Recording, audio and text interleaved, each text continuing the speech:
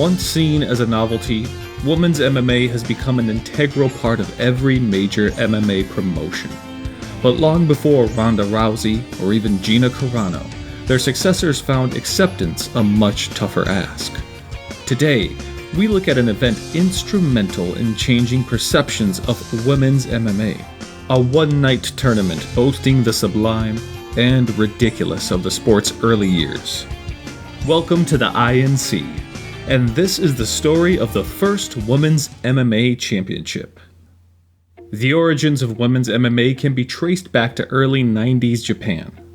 Japan had often been ahead of the curve when it came to women's combat sport.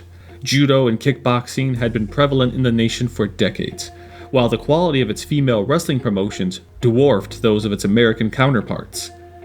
In 1995, the Ladies Legends Pro Wrestling promotion hosted Ultimate L1, considered by many to be the first official women's MMA event. The card borrowed heavily from early UFC tournaments, with a limited rule set and an emphasis on spectacle as opposed to all-around fighting ability. Among the 8 women who competed that night was professional wrestler Yumiko Hotta, who later gained infamy for her match with Gabby Garcia at Rizin 20 years later. After a few shows, Ladies Legends discontinued the experiment, but as MMA increased in popularity with the launch of Pride, the decision was made to revive women's MMA, albeit at a much larger level than ever before. In 2000, Neo Women's Pro Wrestling announced the Remix World Cup, a 12-woman tournament boasting some of the top stars of women's combat sports, with the winner receiving a 10 million yen purse and distinction as MMA's first female world champion. 2 favorites for the contest quickly emerged. Svetlana Gundarenko was a former European judo champion and victorious at the Ladies Legends MMA event 5 years earlier. At over 300 pounds, the Russian was, by large, the heaviest woman in the competition. Becky Levi, meanwhile, was a veteran of America's first women's event in 1997, and backed by an all-star training team including UFC veterans Dan Severn and Don Fry. The rest of the cast consisted of the eccentric and quirky backstories synonymous with the early years of MMA. Megumi Yabushita was a former national judo star before transitioning to professional wrestling. Kickboxer Aaron Toel was one of the competition's few American fighters, while 19-year-old university student Marlos Conan was the show's youngest contestant. The Remix World Cup made its official debut on December 5, 2000 at the Nippon Budokan Arena in Tokyo, Japan. In an attempt to level the playing field, the biggest competitors were to compete in a preliminary round, with Becky Levi opening the card against Miwako Ishihara. The fight was crude, to put it best, with Levi using her superior size to dominate Ishihara in the clinch, eventually winning a forgettable fight by split decision. Thankfully, however, it proved to be the weakest fight of the night. The action took an upturn through the rest of the first round. While the fights lacked the sophistication of modern MMA, the competitors made up for it with grit and a willingness to win by any means necessary. Gundarenko feeling its brunt during her match with Kyoko Inoue. Oh, and some nasty stuff in there. There needs to be a bite almost. Now what is the referee going to do about that?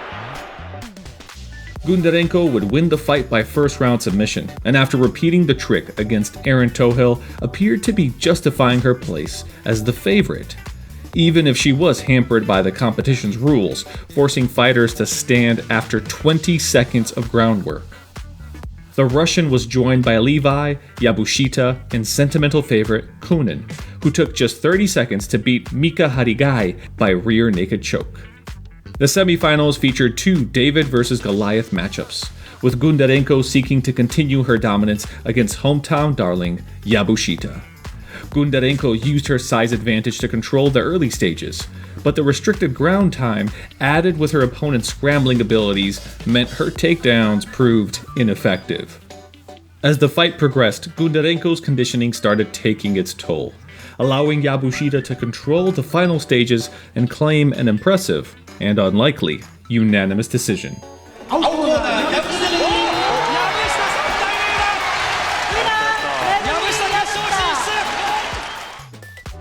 With her biggest threat eliminated, Becky Levi took position as the tournament favorite, and after 2 smothering performances en route to the semis, was expected to make easy work of the diminutive Kunin. With size and experience against her, it would take something special for Kunin to pull off an upset.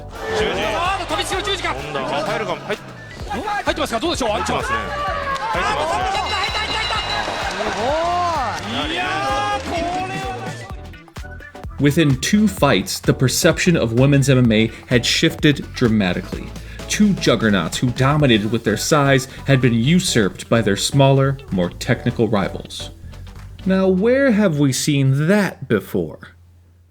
After a reserve match saw Tatiana Kovachinova beat a Japanese TV star, all eyes turned to Kunin and Yabushita for the inaugural title.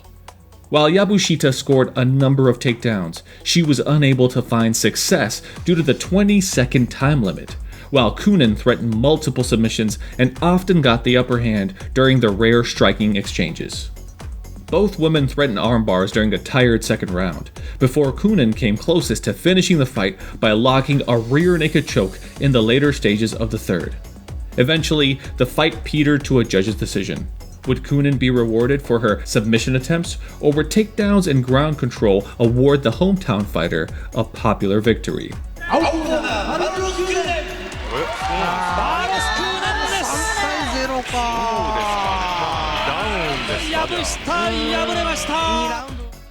While the event caused few waves at the time, its impact proved significant.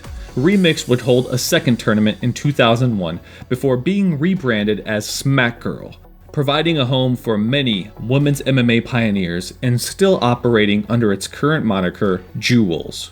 Both Levi and Gundarenko would wind down their careers after the event, with Levi becoming a high school sports coach specializing in throwing events, while Yabushita continued for another 16 years before retiring with a 19-23 record. Appropriately, the contest's biggest success story was Kunin, who remained a women's MMA staple for nearly 20 years, competing for the likes of Invicta, Strikeforce, and Bellator. Her biggest win coming in 2010 when she beat Sarah Kaufman to win the Strikeforce Bantamweight title. Women's MMA has progressed emphatically since that night in December, but the performance of the 12 women involved have gone a long way to shaping the sport's image today. Who knows what the next 20 years holds for the fairer side of the sport? Anyone for a heavyweight division?